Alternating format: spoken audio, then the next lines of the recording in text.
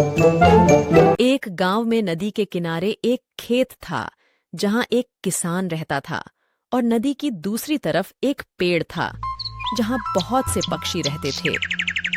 उन्हीं पक्षियों में एक चालाक चिड़िया भी थी जो सभी पक्षियों का नेतृत्व करती थी।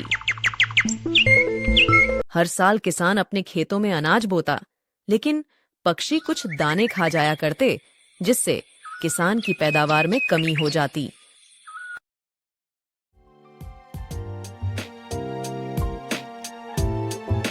किसान ने पक्षियों से परेशान होकर उन्हें पकड़ने की योजना बनाई और खेत में जाल बिछाकर बैठ गया।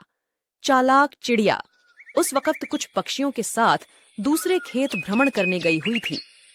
किसान ने जाल के बीच में अनाज के दाने डाल दिए थे, जिसे खाने के चक्कर में वहां मौजूद पक्षी एक एक करके फंसते चले जा रहे थे। देखते ही देखते वह अपनी चाल में कामयाब होने लगा।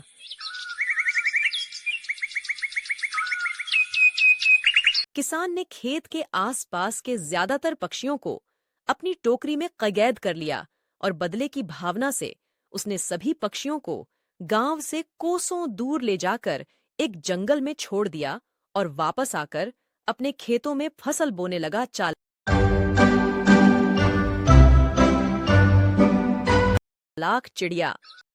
चालाक चिड़िया ने कुछ पक्षियों को किसान के जाल में फंसने के लिए जानबूझकर भेज दिया और जैसे ही किसान उन्हें अपनी टोकरी में डालकर ले जाने लगा, चालाक चिड़िया भी बाकी पक्षियों के साथ उसके पीछे पीछे उड़ने लगी। किसान अपनी मोटरसाइकिल से उसी जंगल पहुंचता है जहां वह पहले भी पक्षियों को छोड़ने आया था। यहां पहुंचते ही वह अपनी टोकरी खोल देता है। टोकरी खुलते ही कैद पक्षी हवा में उड़ने लगते हैं। चालाक चिड़िया को हवा में उड़ रहे पक्षी पहचान लेते हैं और उसके पास आकर उड़ने लगते हैं।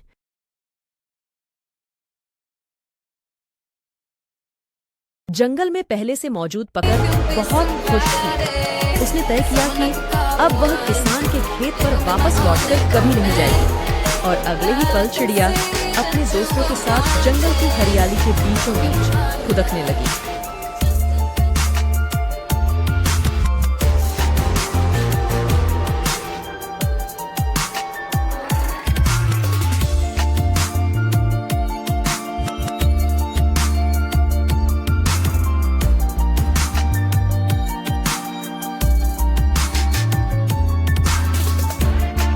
किसान को जंगल भेजकर बहुत खुश था।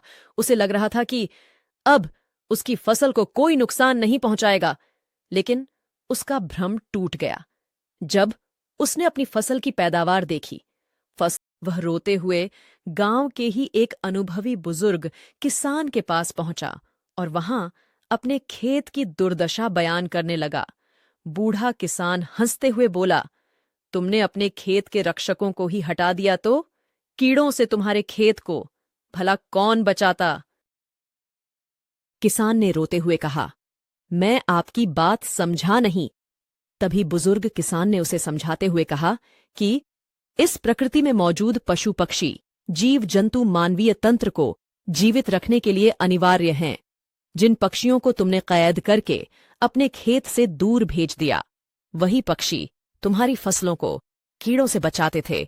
तुमने पक्षियों को खेत से हटाकर प्रकृति का नियम तोड़ा है, जिसकी सजा तो तुम्हें मिलनी ही थी।